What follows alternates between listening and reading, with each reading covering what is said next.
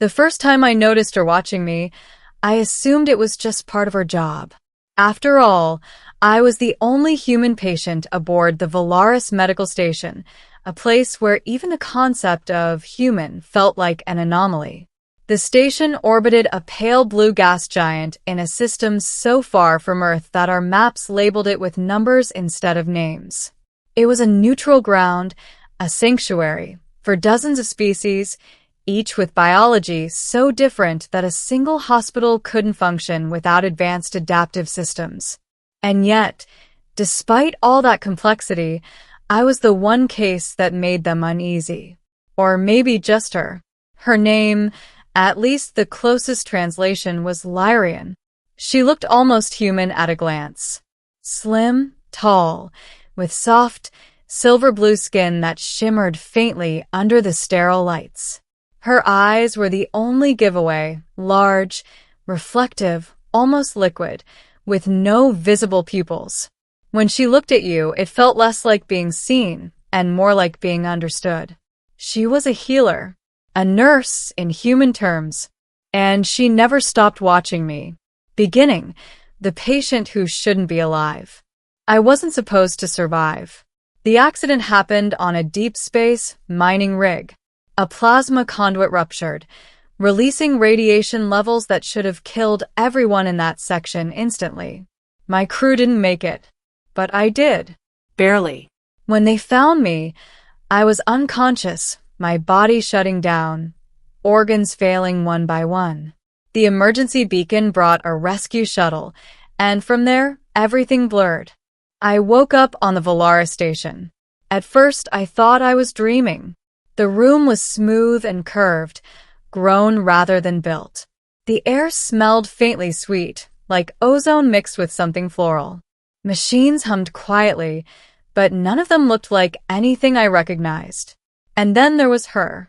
Lyrian stood beside my bed, her long fingers hovering just above my chest, not touching, but close enough that I could feel warmth radiating from them.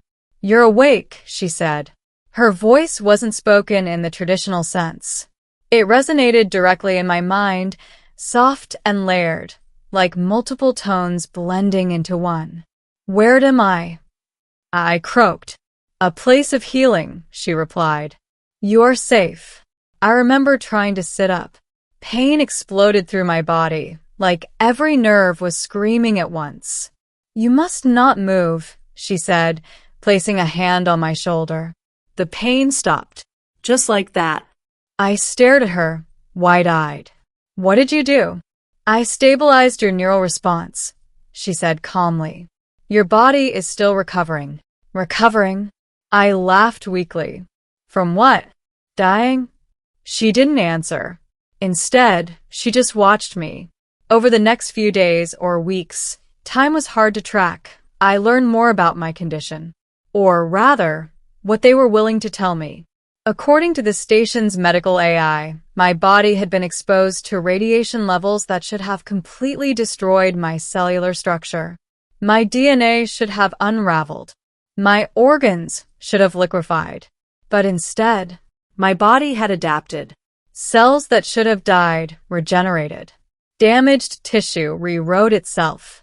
It wasn't just healing. It was something else. Something no one could explain.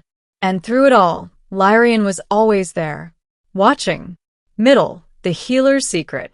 At first, I thought her attention was clinical. I was a rare case. Maybe even unique. Of course, she'd be interested.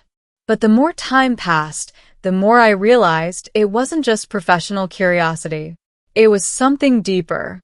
Something personal. She watched me when I slept. She watched me when I ate. She watched me when I pretended not to notice. And when I did notice, she didn't look away. One night, or what passed for night on the station, I finally confronted her. "Why do you keep staring at me?" I asked. She was standing by the observation window, the gas giant's swirling clouds casting soft blue light across the room. "I am observing your recovery," she said. "That's not all," I replied. "You watch me like you're waiting for something." She was silent for a long moment. Then she turned to face me. You are correct. I sat up slowly, ignoring the lingering weakness in my muscles. Waiting for what? Her eyes seemed to shimmer, like ripples across water. For you to change. A chill ran down my spine. Change into what? She hesitated. And for the first time since I'd met her, she looked uncertain. That's when things started getting strange. Not just for her. For me. It began with small things. My wounds healed faster than they should. Bruises vanished overnight.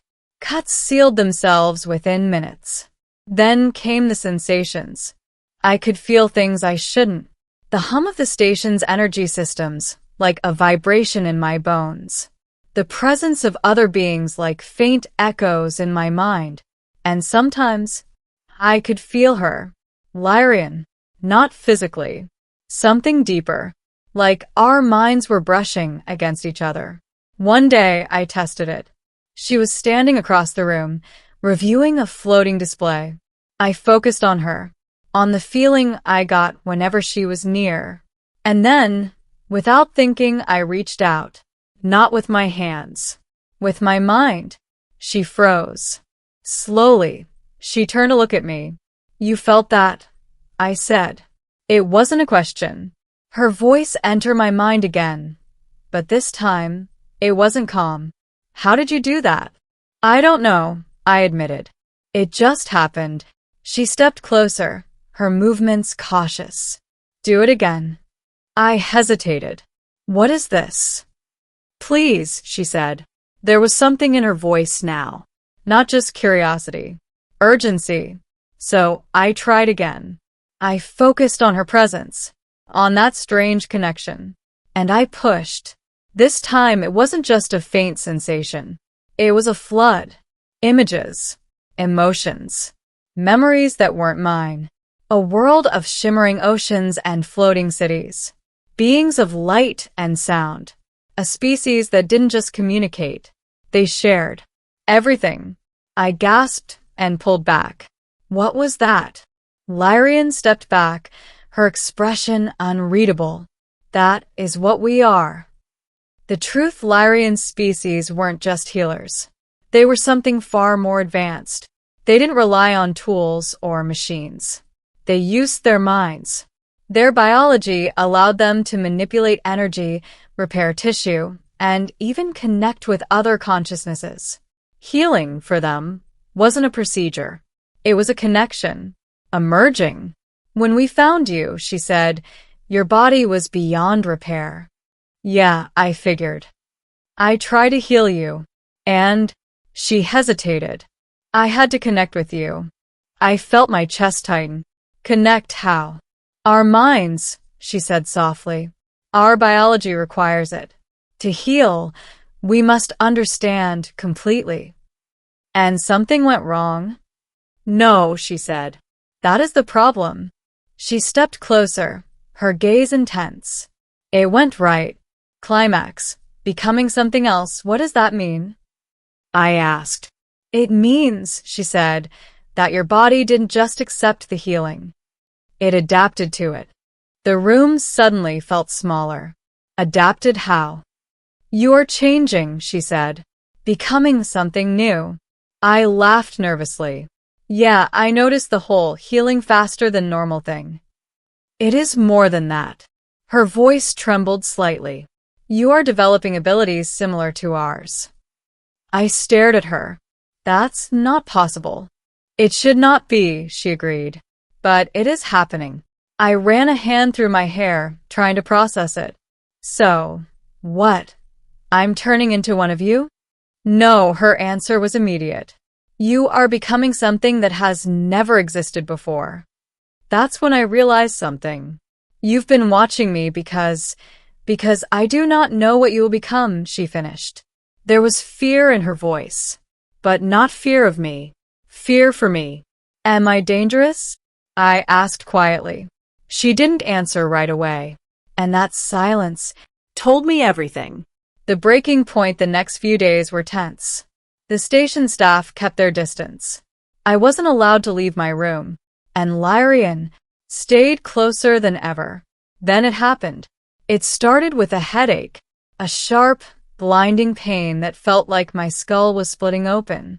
I dropped to my knees, clutching my head. Lyrian, I shouted. She was there instantly. What is happening? I gasped. You are changing, she said urgently. Faster than expected. Make it stop. I cannot. The pain intensified. And then everything exploded. Not physically. Mentally. I could feel everything. Every mind on the station. Every thought. Every emotion. It was overwhelming. Too much. I can't. I screamed. You must focus. Lyrian said. Control it. I don't know how. She grabbed my face, forcing me to look at her. Then follow me. And suddenly, she was inside my mind. Ending. The choice it wasn't like before. This wasn't a brush. It was a full connection. Our thoughts intertwined, merging into something shared. And for the first time, I wasn't alone. Listen to me, she said, her presence steady and calm.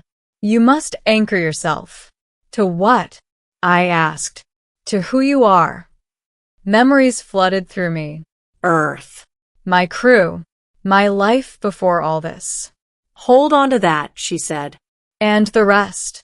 I asked. Let it flow, she replied. Do not fight it. So, I didn't.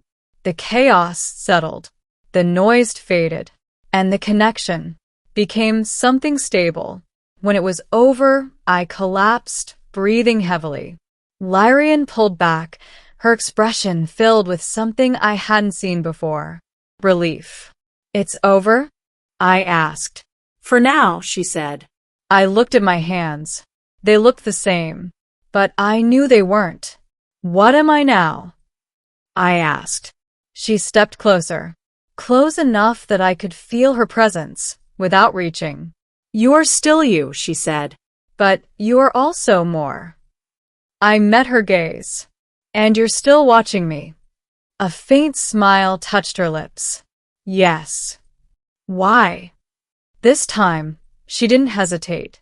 Because now you can see me too. And she was right. For the first time, I truly could. Not just her form, but her thoughts, her emotions, her curiosity, her fear, and something else, a connection. Not as patient and healer, not as human and alien, but as something new, something shared, something that shouldn't exist, and yet did. And as I looked at her, I realized something that sent a quiet shiver through me. She hadn't just been watching me to understand what I was becoming. She'd been watching to see if I would survive it. And now that I had, the real question wasn't what I would become. It was what we would become.